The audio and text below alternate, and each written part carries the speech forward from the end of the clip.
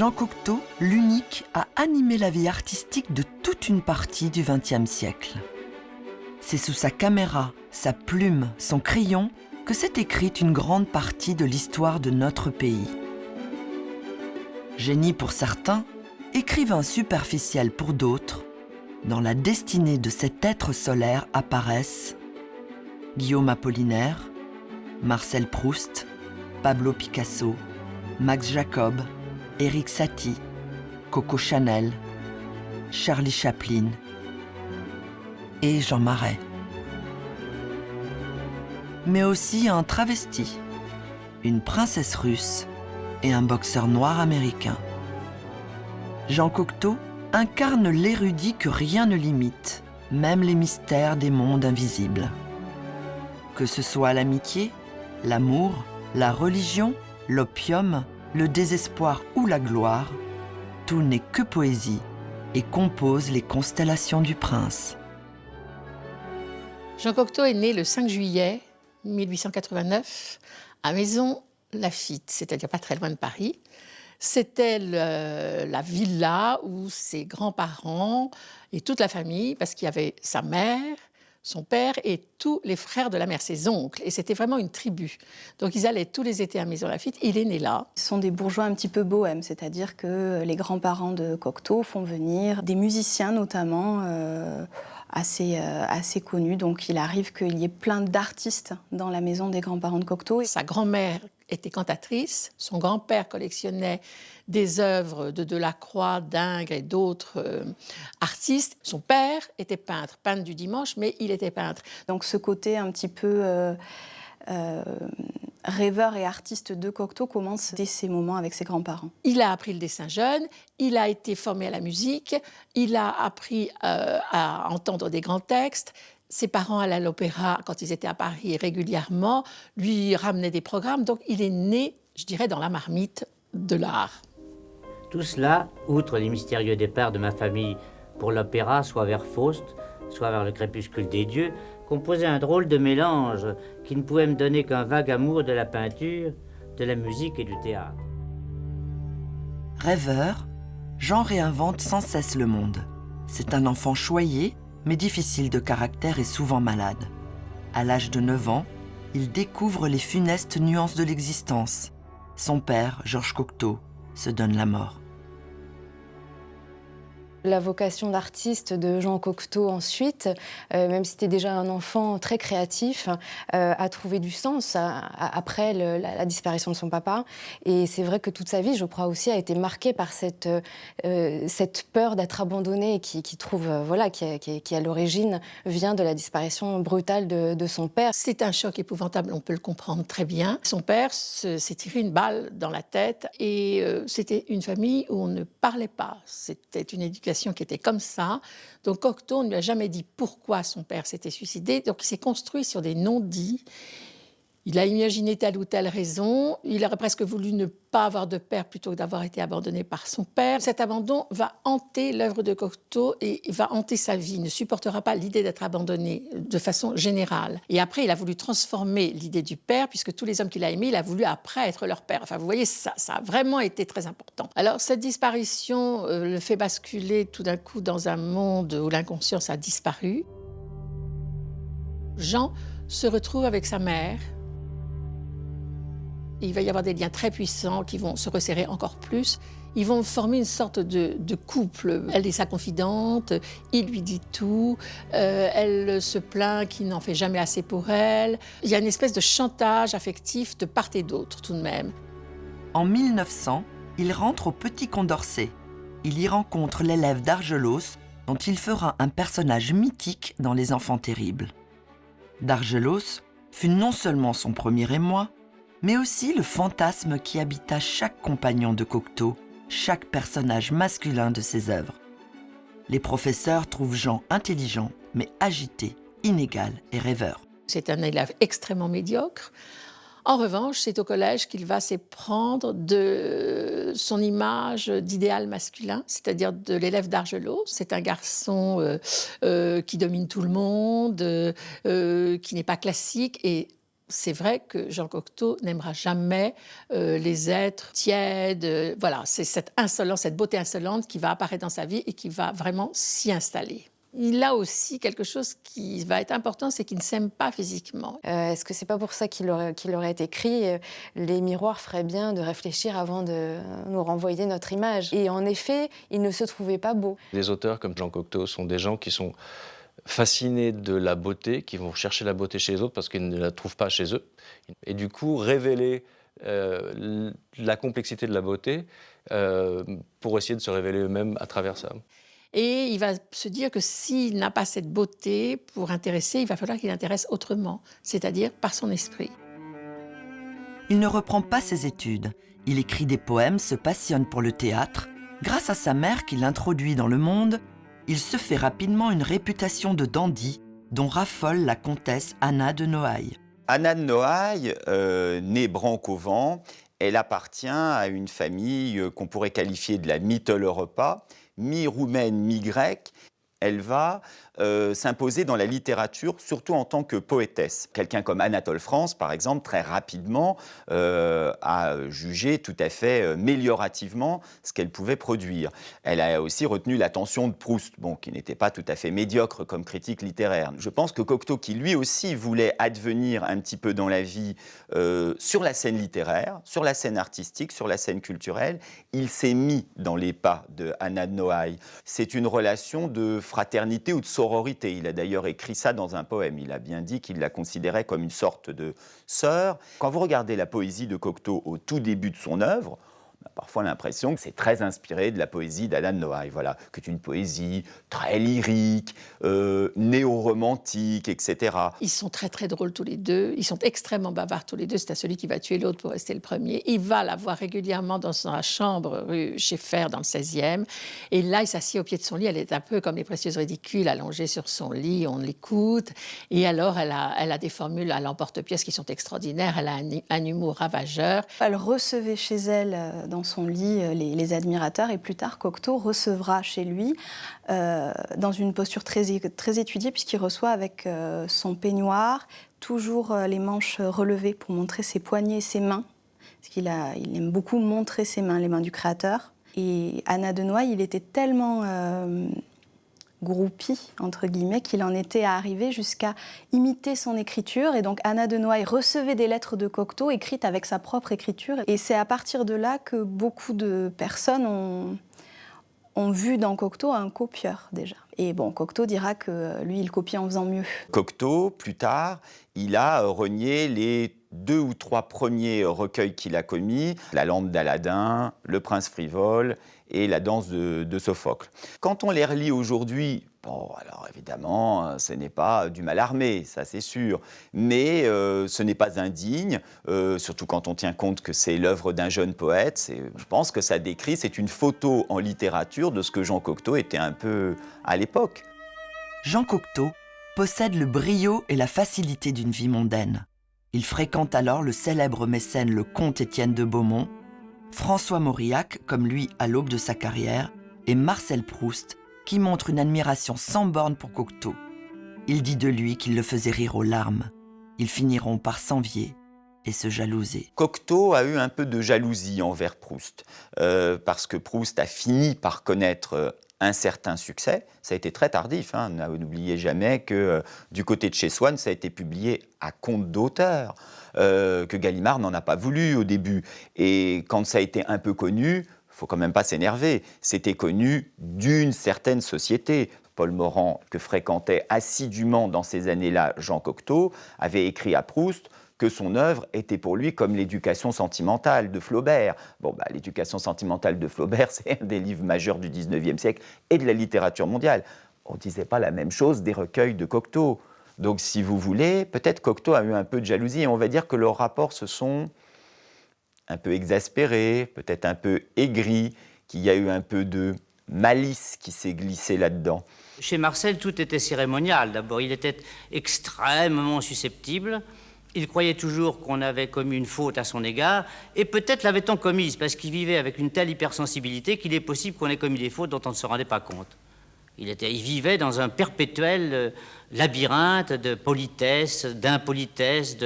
Et un jour, il m'a écrit, je sais pas, 20 pages de griefs à soumettre. Il voulait que je lise la lettre à Étienne de Beaumont. Il m'avait écrit 20 pages de griefs contre Étienne de Beaumont. Il voulait que je la lui lise. Et puis alors, il avait comme post-scriptum, au fait, ne lui dites rien. Son asthme ne l'empêchait pas de sortir. Il sortait, il allait quelquefois, très rarement dans le monde, où il se coupait les cheveux lui-même avec des ciseaux à ongles, avec le coupe-tif. Et il allait aussi, il a été au ballet russe, il a été une fois au ballet russe. Alors les ballets russes sont arrivés avec leur impresario Diaghilev. C'était un monde à la fois chatoyant, moderne et oriental. Quand ils sont arrivés sur la scène du Châtelet, ça a été absolument un tonnerre. Ça a remué toute cette atmosphère belle époque, sinueuse, etc. Ça les a secoués. Il veut rencontrer Diaghilev parce qu'il sent qu'il y a des choses qui se jouent vraiment. Il va le voir et lui dit « Qu'est-ce que je peux faire Est-ce que je peux travailler avec vous ?» Et Diaghilev dit « Étonne-moi ». Cocteau va avoir cette espèce de choc dans les 2-3 années qui vont suivre. Et en 1912, il va écrire et dessiner une œuvre fondatrice qui va être le Potomac. On pourrait dire que c'est une bande dessinée qui aurait été publiée avant les Simpsons. Vous voyez, c'est les Eugène et les Mortimer qui se détestent, qui se livrent une guerre sans merci. Et c'est extrêmement surréaliste et futuriste. Malheureusement, les détracteurs de Cocteau, au premier chef, les surréalistes, eux vont vraiment essayer de lui rappeler que non, il ne sera jamais de l'avant-garde parce qu'il a lui-même débuté dans l'arrière-garde. Et donc ça va être un enjeu assez important pour Cocteau de faire oublier ses débuts fortunés, aisés, mondains. Un cocktail des Cocteau, bon voilà, hein, le petit jeu de mots dit bien ce qu'il veut dire. Et du coup, il a eu, c'est vrai, du mal à se dépêtrer de cette image, en particulier auprès des surréalistes. La guerre de 14 est arrivée, donc il n'était pas question de penser à publier le Potomac qui a été publié après la guerre. Mais voilà, c'était ses premiers pas dans la modernité.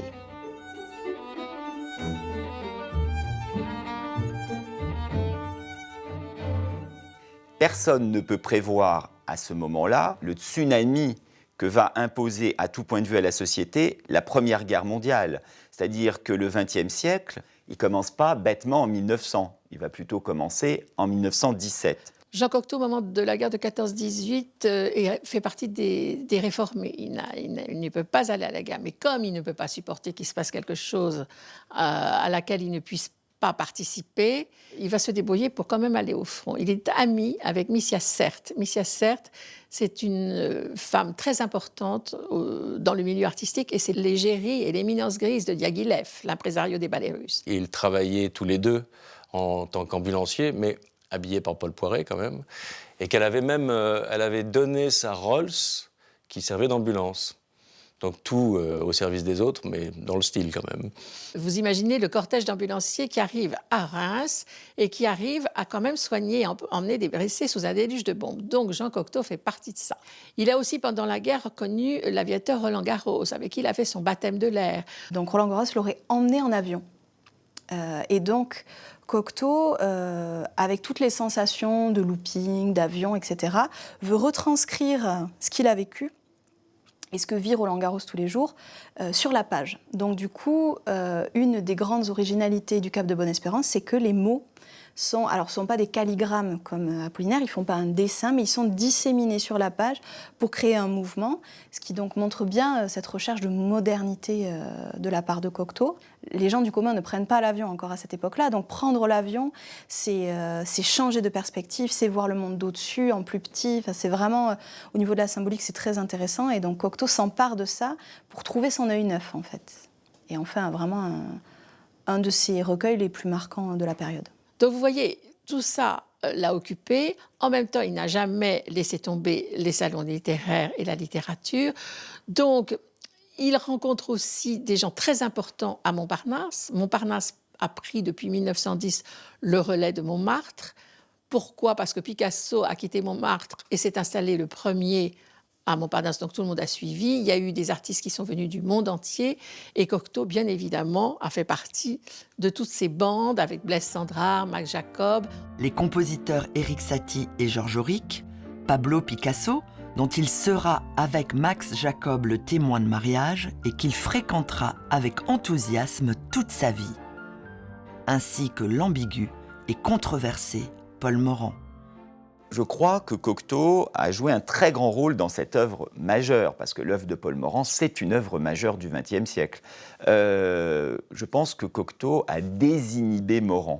Et comme il a observé Cocteau dans son œuvre, lui, aller vers toutes les avant-gardes, les audaces, etc., je crois que Cocteau a eu un très grand rôle dans l'évolution du style de Paul Morand, et il lui a fait passer très très tôt dans sa carrière, d'un style un peu rococo à ce style qu'on appelle art déco et dont Morand est un des meilleurs emblèmes. Donc déjà un rôle littéraire. C'est une amitié étonnante parce que Paul Morand laisse un souvenir très mitigé. Il laisse le souvenir un peu plus tard dans sa vie d'un collaborateur, puisqu'il a participé au régime de Vichy, mais surtout Paul Morand a fait paraître à partir de l'an 2000, donc post-mortem, les 2 tomes de son journal inutile.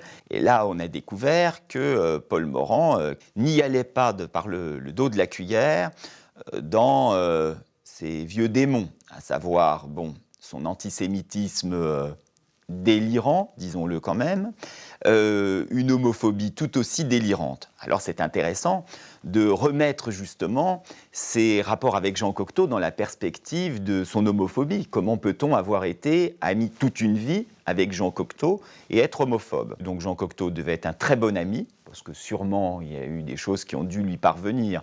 Et Jean Cocteau n'a été qu'amitié et affection pour Paul Morand. Ce qu'il y a de très beau aussi dans cette période de l'histoire particulière, c'est qu'en effet, Jean Cocteau, mais aussi d'autres, aimaient s'entourer et qu'il y avait cette volonté de créer ensemble. Et ça, c'est très très net chez Cocteau, lui qui disait d'ailleurs que l'amitié, c'était ce qu'il y avait de plus important dans sa vie. Il est occupé par toutes ces bandes d'amis qui cherchent un nouveau langage.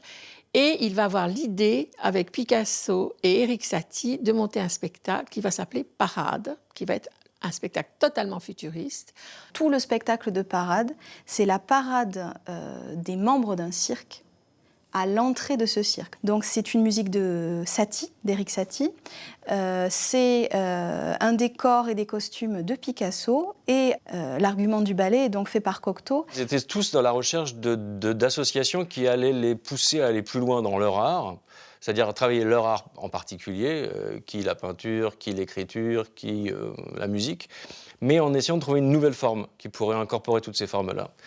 Et c'est vrai que c'était très moderne. Aujourd'hui, Parade est même une musique assez difficile à écouter. C'est pas simple.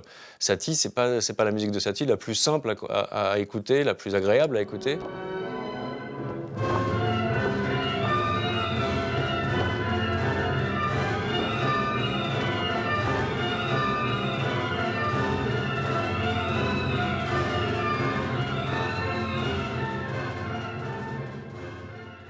Apollinaire disait dans le programme que c'était des créateurs accomplis et qu'ils étaient vraiment le signe de l'avènement d'un art complet. Donc justement que tout le monde allait vers ce sens-là de quelque chose de nouveau. Qui est Apollinaire dans le ciel de la littérature? Il appartient sensiblement à la même génération que Jean Cocteau, parce que je crois qu'Apollinaire est né en 1880, Cocteau est né en 89, donc il n'y a pas un écart d'âge énorme entre ces deux hommes.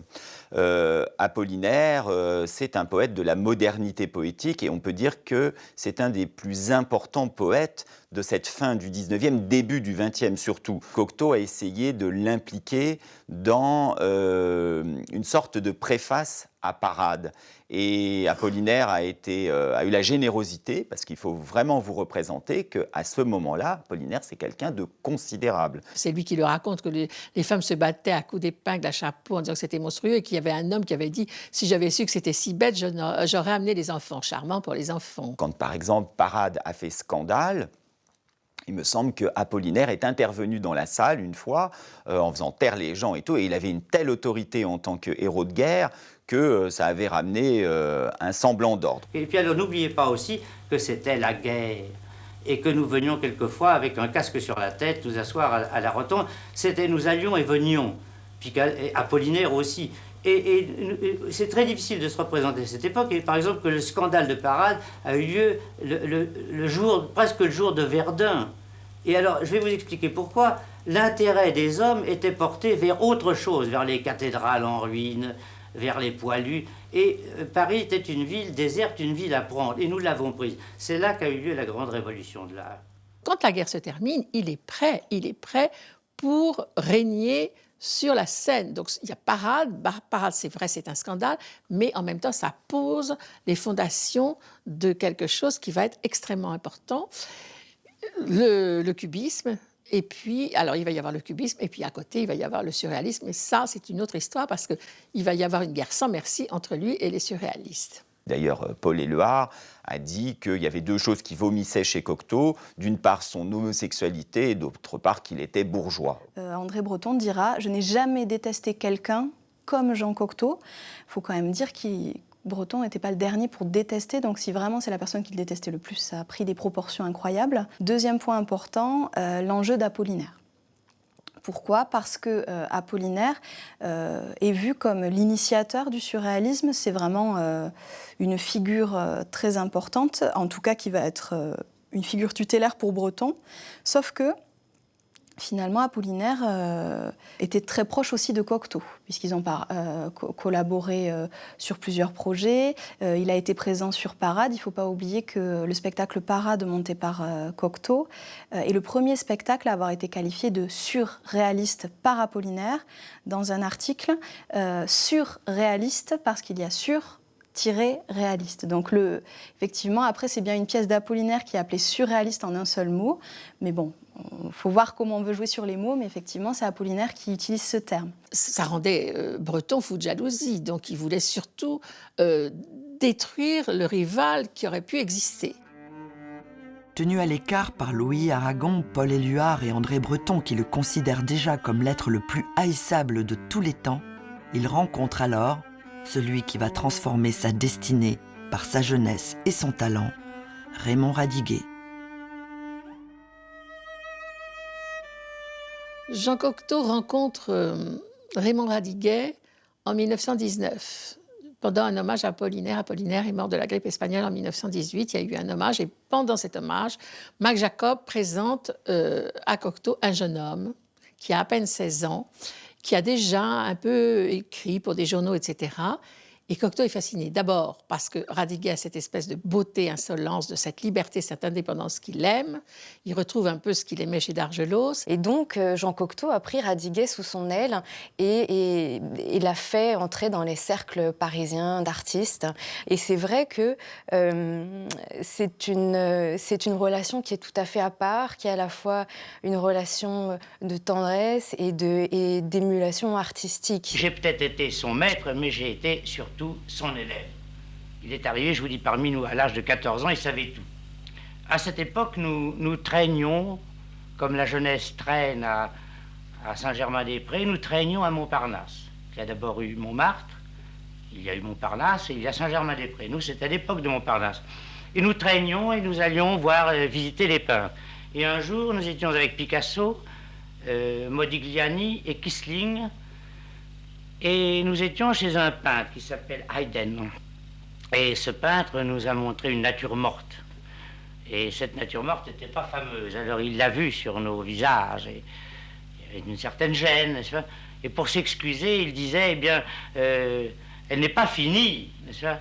Et c'est alors que Radiguet sortit de son silence éternel pour dire il serait humain de l'achever. Radiguet est extrêmement mature, et en plus, alors lui, il a un langage totalement différent. Il dit à Cocteau, le cubisme c'est bien gentil, le surréalisme c'est bien gentil, mais en fait rien ne vaut le classicisme. Remettons nos chevalets devant la princesse de Clèves, devant des grands classiques, et travaillons comme ça. Et Cocteau a été fasciné finalement par ce discours, et ça a été une rencontre très importante pour Cocteau, d'abord affective, et ils ont surtout une grande émulation littéraire, c'est-à-dire qu'ils se sont poussés mutuellement à écrire. Jean Cocteau a fait beaucoup pour Raymond Radiguet. Raymond Radiguet est un garçon très indiscipliné, et Jean Cocteau était obligé de l'enfermer à double tour dans sa chambre pour le faire terminer le roman célèbre qu'il écrivait alors et qui s'appelle Le diable au corps, et qui a marqué l'histoire de la littérature. C'est quand même fou de se dire qu'aux côtés de Radiguet, sur une période de quelques semaines, Jean Cocteau a pu écrire Raymond l'imposteur et Le grand grand écart. Enfin, quand on pense à la profusion des œuvres qui naissaient avec une apparente simplicité, parce que je pense qu'il y avait un travail intense, malgré ce que pouvait d'ailleurs dire Jean Cocteau parfois, mais cette créativité-là, cette énergie-là, elle est vraiment, vraiment tout à fait propre à Cocteau d'une part, et puis encore une fois magnifiée sans doute par cette relation d'amitié tendre qui existait entre lui et Raymond Radiguet. Cocteau était jeune et puis en plus il était accompagné donc de ce jeune homme et donc il avait une vie de noctambule vraiment tout à fait complète. Cette époque des années 20, des années folles, c'est formidable parce qu'il y avait des gens qui venaient de tous les pays, des gens de toute nationalité qui avaient choisi Paris comme capitale des arts. Donc ça donnait une émulation extraordinaire. Tous ces gens s'apportaient mutuellement et ils sortaient ensemble, c'est-à-dire qu'il n'y avait pas de chapelle. On était en groupe, on était en bande, on s'amusait, on allait à Montparnasse, on allait dans les bals costumés, on écoutait du jazz. C'était une atmosphère merveilleuse, la musique arrivait d'Amérique, on était prêts à tous les défis, on allait dans les fêtes foraines, on faisait tourner les tables, on faisait du spiritisme, enfin voilà, et en même temps, on travaillait. Je pense qu'au Bœuf sur le Toit, il y avait moins de duchesses là. C'était moins l'univers de Proust, c'était moins l'univers de Madame de Noailles. Par contre, on va trouver Jean Cocteau, forcément, le groupe des Six. Parfois, lors d'une soirée dans ce bar, Jean Cocteau s'improvise batteur du groupe des Six qui joue des morceaux pour animer de jazz l'ambiance du bar. On trouve évidemment Paul Morand. Donc Cocteau jouait de la musique. Paul Morand faisait des cocktails. Maurice Sacks racontait des potins du tout Paris qui enchantaient tout le monde, etc. Et donc finalement, c'était un petit peu le défouloir de toute cette bohème artistique des années 20. Au Bœuf sur le Toit, créé par Cocteau, Maurice Sacks fait partie de l'avant-garde. Il est alors ami et secrétaire du poète, mais trahira sa confiance. Faussaire et trafiquant, bien que juif et homosexuel, il sera plus tard agent de la Gestapo. Maurice Sacks, c'est un personnage de roman. La première chose que je dirais le concernant, c'est qu'il a eu une vie pour le moins foisonnante, faite d'ombre et de lumière. Et donc, il avait chroniquement un problème d'argent, ce Maurice Sacks. Alors, comme Cocteau était très généreux, il en a énormément profité. Et le revers de la médaille d'un personnage comme ça, c'est que c'était aussi un personnage extrêmement manipulateur, menteur, maître chanteur, n'ayant à peu près aucun scrupule, à titre d'exemple, et jouant une espèce de rôle de secrétaire auprès de Jean Cocteau, mais ayant aussi à un moment donné comme sorte de métier, le métier de négociant en livres. Il a contrefait l'écriture de Cocteau pour faire un billet qui réclamait à sa mère qu'elle permette à Maurice Sacks de prendre un certain nombre d'effets personnels, parce que Cocteau habitait pour partie avec sa mère, et donc il y avait chez lui des éditions rares, des livres dédicacés par Proust, enfin des choses de valeur, et Sacks a tout revendu. Cocteau a découvert, d'abord a appris que Maurice Sacks était venu chercher ses effets, et a vu ensuite ce qui lui appartenait, ce qui était sa propriété, passer régulièrement jusqu'à la fin de sa vie, je crois, en salle des ventes. Il dit ça c'est l'exemplaire que Maurice m'a volé. Je crois d'ailleurs que Cocteau a dit quelque chose comme je préfère les voleurs à la police. En fait, il n'a rien fait contre Maurice Sacks. C'est à cette époque-là qu'il rencontre Barbette. Alors Barbette va avoir un très grand retentissement. En fait, c'est un Américain trapéziste, transformiste. C'est-à-dire qu'il apparaît en femme, il fait son numéro donc au-dessus des têtes des spectateurs, des numéros avec forcément une force qui est très surprenante, puisqu'on pense que c'est une femme au début. Et ce n'est qu'à la fin qu'il enlève la perruque, etc., et qu'il se révèle être un homme. Cocteau va vraiment être fasciné par Barbette. Il écrira d'ailleurs un très beau texte pour la NRF qui s'appelle le numéro Barbette. Et dans ce numéro, il va dire que Barbette se balance en gros au-dessus du scandale, au-dessus du vide, au-dessus des sexes, au-dessus des catégories finalement d'hommes et femmes sans jamais tomber. Donc toute cette partie androgyne, à la fois surprenante, fait vraiment partie de la mythologie de Cocteau, va énormément l'influencer. Les années 20 pour Cocteau sont des années très importantes. Il a écrit des romans, mais il a quand même noué des liens très forts avec le théâtre. Alors il y avait eu Parade, donc ce spectacle futuriste en 1917, mais tout d'un coup, pensant à ce qu'avait dit Radiguet, refaisons des choses mais restons classiques.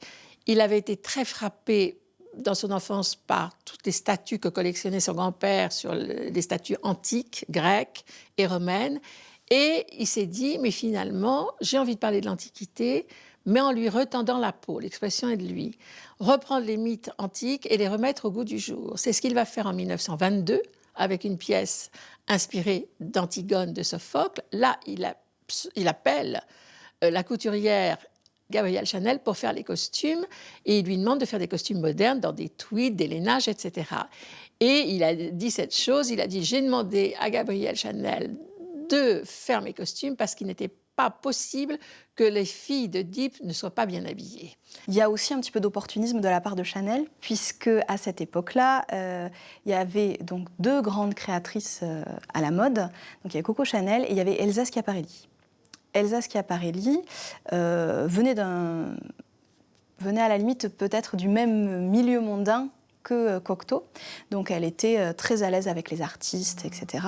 Et Coco Chanel voit qu'elle est en perte de vitesse par rapport à ça.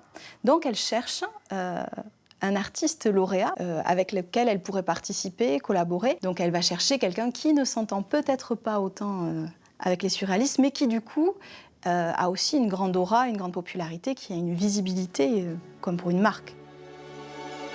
Jean Cocteau et Gabrielle Chanel se lieront d'une amitié indéfectible. Elle sera durant toute sa vie sa confidente et sa bienfaitrice. Elle sera l'étoile qui veille sur les sentiments du poète pour le jeune écrivain surdoué. Cocteau est très amoureux de Radiguet, mais comme souvent chez lui, l'amour se transforme vite en amour filial, c'est-à-dire il va vite se mettre à la place d'un père, d'un Pygmalion. Il le fera avec tous les compagnons qui ont compté. Hein. Et donc, du coup, il va vraiment se comporter comme un père avec Radiguet. D'autant plus que Radiguet n'est pas homosexuel, donc du coup il n'y aura pas d'amour consommé, en tout cas un amour de créateur finalement, mais pas un amour charnel. Malheureusement, l'aventure avec Radiguet s'arrête vite, puisqu'en 1923 il décède d'une fièvre typhoïde.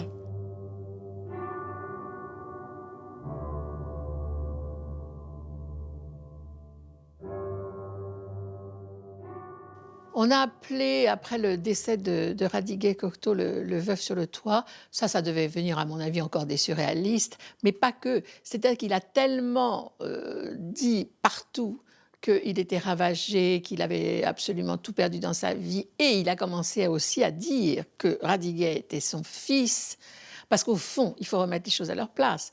Cocteau était très amoureux de Radiguet, mais Radiguet n'était pas amoureux de Cocteau. Radiguet aimait les femmes, il avait maîtresse sur maîtresse, donc quand même Béatrice Hastings, qui avait été la maîtresse de Modigliani.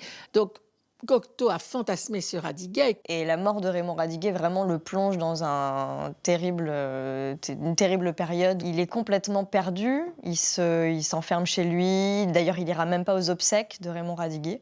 Il pense qu'il n'écrira plus jamais. Il a perdu son compagnon d'écriture. Ils écrivaient quelquefois sur la même table, des œuvres différentes, mais sur la même table. Il n'a plus du tout d'élan créatif. Il pense même au suicide, mais je crois qu'il doit imaginer qu'il ne peut pas infliger une deuxième fois ce genre de choses à sa mère. Il a été marqué par 2 décès. Le décès de son père, survenu très jeune, et qu'il a plongé dans un abîme, mais on ne se rend pas compte, insondable, et le décès de Raymond Radiguet. Et il a toujours dit, il s'en est jamais remis, surtout celle de la mort de Radiguet. Et on voit dans toute son œuvre, il y a toujours une thématique de la dualité de la vie et de la mort. Il est donc dévasté de chagrin, il est sous l'emprise de l'opium, puisque l'opium, en réalité, lui permet de tenir. C'est une béquille à ce moment-là de son existence, elle le sera d'ailleurs longtemps. Il avait besoin de cet opium tout le temps. Il y a eu des périodes où il en a vraiment fumé beaucoup, jusqu'à 50 pipes par jour. À l'hôtel Welcome, à Villefranche-sur-Mer, quand il allait là-bas, il avait 2 chambres. Il avait une chambre pour ses rendez-vous normaux, où voilà, il ne fumait pas. Puis il avait une autre chambre que les propriétaires lui cédaient pour qu'il puisse fumer. Cette chambre était un petit peu excentré, et donc il pouvait fumer sans problème dans la deuxième chambre. Et dans cette petite chambre, donc seul et épuisé par sa douleur, il va se mettre à se dessiner dans le miroir. Et donc, cette série de dessins s'intitule Le mystère de Jean Loisler. Il va se mettre pendant des jours et des jours devant le miroir de son armoire. Et il va se scruter. Il va scruter ses traits ravagés par la tristesse, le chagrin. Et il va entourer ses dessins, les 33 autoportraits qui seront le mystère de Jean Loisler, il va entourer ses dessins des pensées fugitives qui lui traversent l'esprit. C'est une œuvre qui est somptueuse, qui est bouleversante, parce que toute la poésie de Cocteau s'y exprime et qu'on sent bien dans son œuvre qu'il y a un avant et un après. Et que quelque part, le mystère de Jean Loisler fait vraiment, je dirais, une espèce de transition entre cet avant et cet après. Voilà sa première confrontation au miroir. Et ce miroir va revenir de façon régulière dans sa vie et dans son œuvre. Pourquoi ? Parce qu'il pense que le monde des vivants et le monde des morts ne sont pas si éloignés l'un de l'autre. C'est le symbole, il faut traverser le miroir pour que les vivants et les morts puissent communiquer. Vous avez tous les symboles qui vont être les symboles importants de l'œuvre de Cocteau qui suivra. Vous avez évidemment le miroir dans lequel il se dessine pour essayer de retrouver ses fantômes et de retrouver aussi un petit peu de lui-même. Vous avez le symbole de la rose qu'on retrouve dans des dessins, qu'on retrouve dans La Belle et la Bête, et puis l'ange, la figure de l'ange, Heurtebise, qui lui sera un personnage important de la pièce d'Orphée. Il travaillait sur les symboles, bien évidemment, on le voit dans toutes ses œuvres picturales. Il y avait le symbole, par exemple, quand on va à l'église Notre-Dame de France à Londres, il a peint une fresque, et on voit un élément très curieux, c'est un soleil noir. Un soleil noir, c'est une explication très particulière, le soleil noir, c'est le soleil noir des initiés. C'est-à-dire vous avez le soleil visible, donc c'est le soleil de la religion qui illumine, et vous avez le soleil noir, ce sont les connaissances cachées. C'est ce qui a fait dire à certains que Cocteau était un initié. Je pense tout simplement qu'il était lui-même son propre grand maître de sa propre société secrète. C'était pour l'esthétique, pour la beauté et pour je dirais, la pureté même du symbole. Et non seulement il les utilisait, mais même il s'en méfiait, puisqu'on a retrouvé des écrits dans lesquels il disait à un moment donné il vaut mieux trouver de la poésie que de l'intellect dans certaines choses. Cocteau est désespérément en quête de spiritualité. Son ami, Georges Auric, le conduit alors chez Jacques Maritain, l'un des grands penseurs de la démocratie chrétienne. Il va naître de cette rencontre une grande amitié réciproque, malgré de vifs désaccords. Il connaît Jacques Maritain en 1924-25, après la mort de Radiguet. Jacques Maritain et Raissa Maritain ont une maison à Meudon dans laquelle il y a une chapelle et beaucoup de personnes viennent voir Maritain, qui est un philosophe et qui aide beaucoup de personnes qui sont en recherche de religion. Cocteau a été baptisé, il est croyant, il est catholique, mais il a besoin véritablement de tous les jours côtoyer des gens qui vont lui tenir le discours qu'il faut. Et il a dit cette chose très jolie, en parlant de Jacques et de Raissa Maritain, il a dit « Quand je suis arrivée chez eux à Meudon, j'ai eu l'impression de retrouver la maison de mon enfance parce que j'étais dévastée, j'étais comme une usine de cristal en miettes. » Et Jean Cocteau n'a jamais caché son homosexualité à une époque où pourtant ce n'était pas si simple de la révéler, puisque c'était puni par la loi. Et il écrit ce livre, le livre blanc, qu'il accompagne de dessins. Alors, il l'écrit, mais il l'écrit sous anonymat. Peut-être par rapport à sa mère, je ne sais pas. Le livre blanc, c'était agrémenté de pas mal de dessins très érotiques, et érotiques d'autant plus pour l'époque. Et puis le livre blanc, c'est un livre sur le désir, qui semble ne plus avoir ses frontières de charnel. C'est-à-dire que justement, si on parle d'un Cocteau mal à l'aise dans son corps, mal à l'aise dans sa beauté, le livre blanc ne parle que de son envie et de sexualité. Et à ce moment-là, Maritain est furieux. Il veut bien comprendre des tas de choses de Cocteau, mais que Cocteau volontairement et publiquement écrive ce livre-là. Et surtout, avant, il avait fait une préface pour le livre de Jean Desbordes qui s'appelait « J'adore ». Alors ça, ces deux choses-là ont allumé le feu et ça a été quand même là que Maritain et Cocteau ont vu leur relation se distendre. Jean Cocteau écrit le livre blanc dans le rayonnement de sa liaison avec le jeune Jean Desbordes. Voulant devenir écrivain, celui-ci avait envoyé quelques feuillets à Cocteau. Desbordes devient alors son secrétaire et son amant. Quand il a rencontré Jean Desbordes, qui se piquait de littérature, il a espéré qu'il trouverait un nouveau Radiguet. Ça n'a pas du tout été le cas. Jean Desbordes avait des qualités, mais en tous les cas, certainement pas les qualités littéraires de Radiguet. Ils vont vivre ensemble plusieurs années. Leur relation, elle se passe beaucoup dans le sud de la France. Elle se passe à Villefranche-sur-Mer, qui est devenu le port d'attache de Cocteau. Il y va depuis 1924 très régulièrement. Il descend à l'hôtel Welcome. Il aime cette atmosphère de rats, de bateaux qui viennent de marins embordés, etc. Il adore ça. Et il fume aussi quand même pas mal d'opium là-bas. Donc c'est surtout dans ces endroits-là qu'on le voit avec Jean Desbordes, beaucoup plus encore qu'à Paris. L'homosexualité fait partie aussi de sa modernité, fait partie de son personnage, fait partie du mythe, parce que Cocteau, c'est un mythe aussi.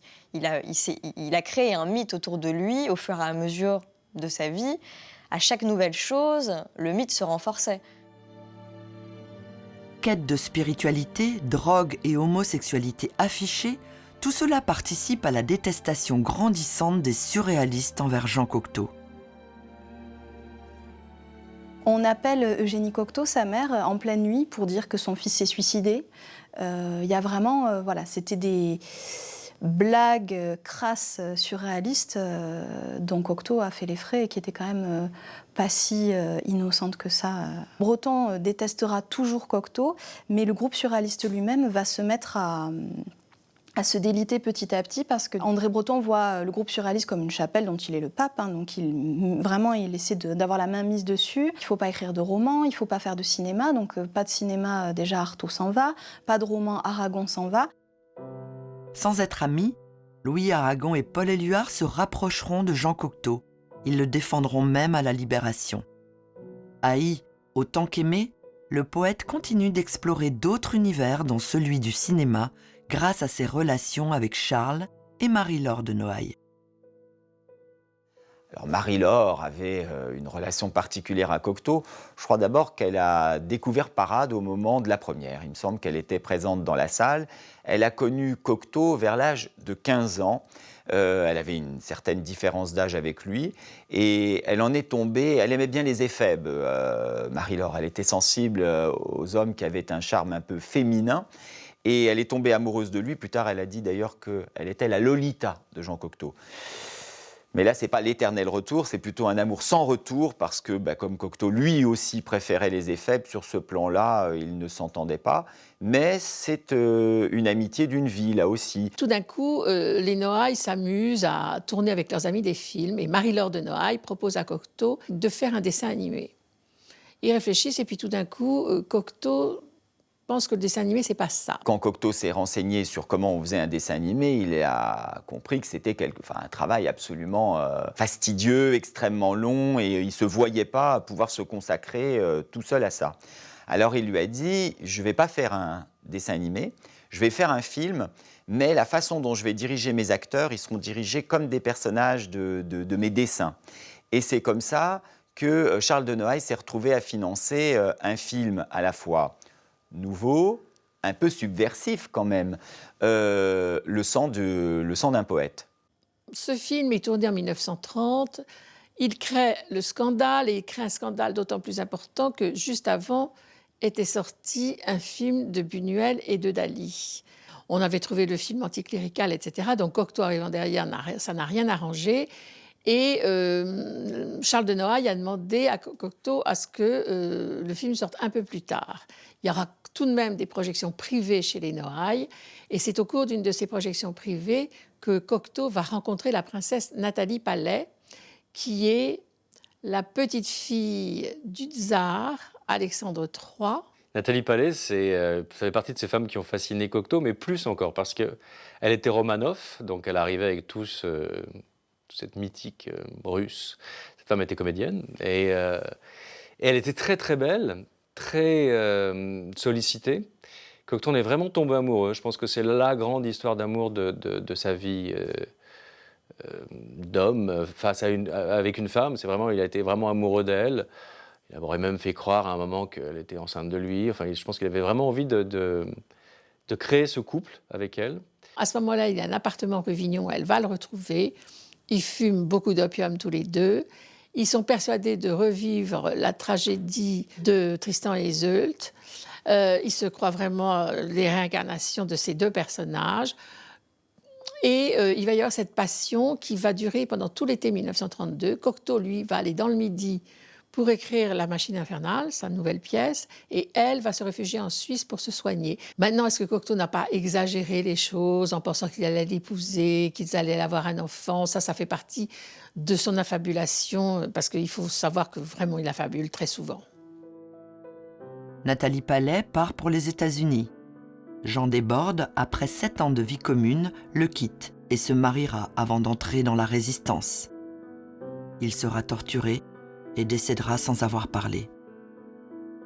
Apparaît Mustapha Marcel Kélilou, dit Marcel Kill. Sa beauté physique fascine Cocteau.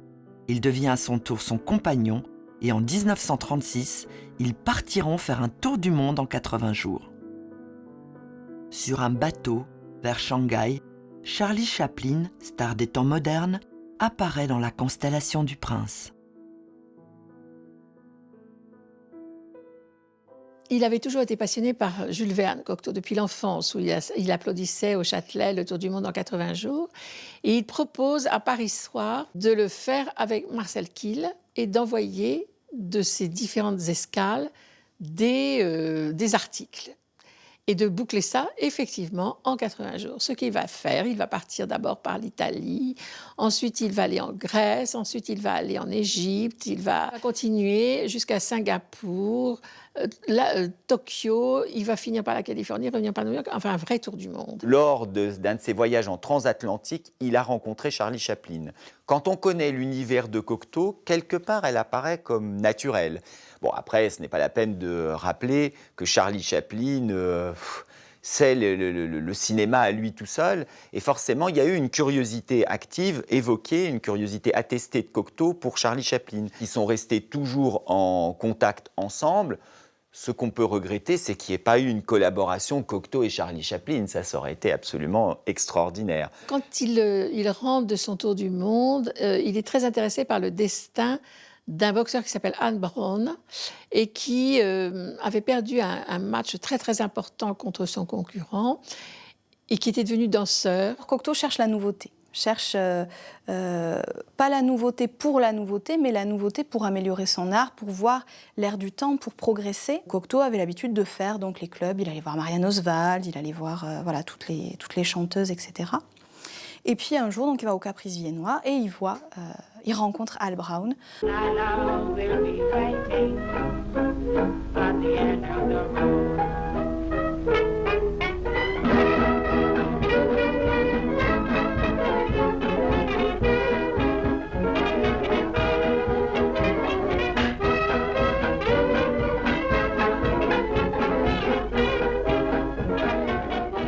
Donc ce boxeur qui a un physique quand même très, très appréciable pour Cocteau, clairement.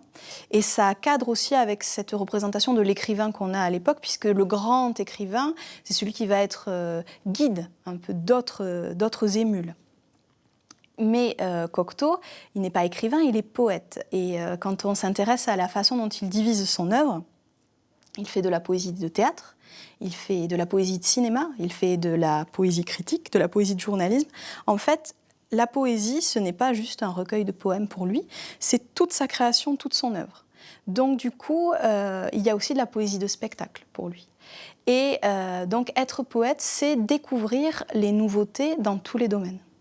Y compris donc voir le numéro Barbette, y compris s'adonner à devenir coach de boxe quand il rencontre Al Brown. Et il décide de le remettre sur le ring. Et il appelle Coco Chanel, ils sont toujours très très amis, et il lui dit, écoute, voilà, tu pourrais peut-être l'aider en le finançant. Et ils financent tous les deux, enfin surtout Coco Chanel, ils le remettent vraiment en jambes, c'est le cas de le dire. Et cette médiatisation a quand même un avantage certain, c'est de voir un artiste blanc s'afficher avec un athlète noir. Il va à nouveau combattre et il va retrouver son titre de champion qu'il avait perdu.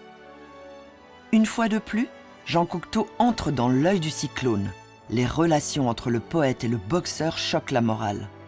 Peut-on réellement devenir champion du monde à 35 ans, opiumane, musicien, homosexuel et noir de surcroît? L'intéressé apporte la réponse en reconquérant son titre. Aux premières loges, c'est avec un certain Jean Marais que Cocteau assiste à l'exploit. Ébloui par ce profil identique à celui d'Éphèbe, il dira plus tard « Je ne l'ai pas connu, je l'ai reconnu ». Albrand, malgré le conseil de Cocteau de sortir de scène, ne raccrocha pas ses gants de boxe et mourut dans la misère et l'anonymat. Dans la constellation du prince, Jean Marais occupe désormais tout l'espace.